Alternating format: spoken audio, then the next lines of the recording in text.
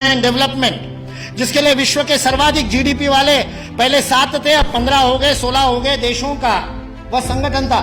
उस ओईसीडी ने सन 2000 में एंगस मेडिसन नाम के अर्थशास्त्री को यह काम दिया कि वो विश्व का आर्थिक इतिहास लिखे। और चूंकि उनकी गणना, उनकी हिस्ट्री 0 ईस्वी से शुरू होती है, तो एंगस मेडिसन को भी काम दिया 0 ईस्वी से 2000 ईस्वी तक 2000 वर्ष का आर्थिक इतिहास लिख दीजिए। उस पुस्तक का नाम है economic history of the world millennial perspective by Angus medicine.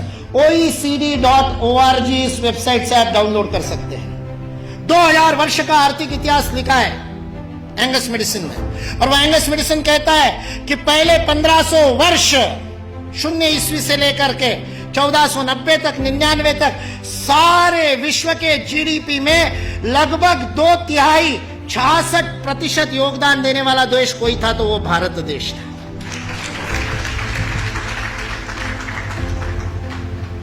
मैं सोच रहा था, इतिहास का मैं विद्यार्थी हूं, आपके जैसा इतना अध्ययन तो नहीं किया, लेकिन मैं सोच रहा था ये 1500 से क्या संबंध है, तो पता चला वास्को दी गामा 1498 में आया था।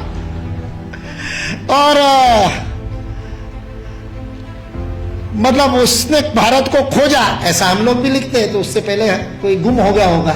जो गुम हुआ भारत था वो विश्व के 2/3 जीडीपी को प्रोड्यूस करने वाला, और केवल प्रोड्यूस करने वाला नहीं, विश्व को समृद्धि का अवदान देने वाला, वितरण करने वाला। विल ड्यूरांड अमेरिकन इतिहासकार है, 11 खंडों में उसने लिखी है हिस्ट्री ऑफ सिविलाइजेशन। वह विल ड्यूरांड लिखता है सारे विश्व को संपदा का वितरण करने वाला कोई देश होगा तो वह देश भारत देश है। वितरण शब्द प्रयोग किया है, लेन देन नहीं, वितरण करने वाला देश। सारे दुनिया में हमारे व्यापारी जाते थे। वो वास्को दी गामा को भी हमारे ये गुजरात का व्यापारी, वास्को दी गामा ने अपनी डायरी में लिखा है, वो गुजरात का व्यापारी पानी के जहाज लेकर के उसको मिला साउथ अफ्रीका में, उसको तो भारत मिला नहीं था।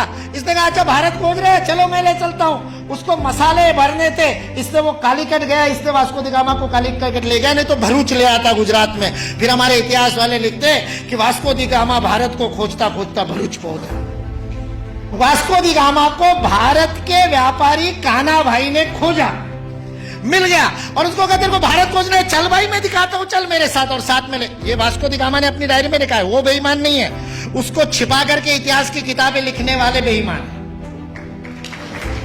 वास्को दी गामा की डायरी का उद्धरण दिए बिना हमारे को गलत इतिहास पढ़ाने वाले बेईमान है। वास्को दी गामा ने तो ईमानदारी से लिखा है, उसने ये भी लिखा है कि उस कान्हा भाई के जहाज मेरे जहाजों से कई गुना अधिक प्रगत थे।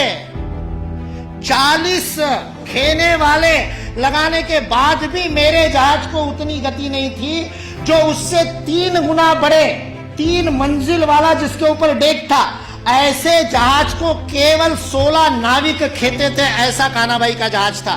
भारत की विज्ञान और तकनीकी की स्थिति अंग्रेज इस देश में आए तब सारे विश्व से अधिक उन्नत थी। ये अंग्रेजों में से कुछ ईमानदार इतिहासकारों ने लिख करके रखा।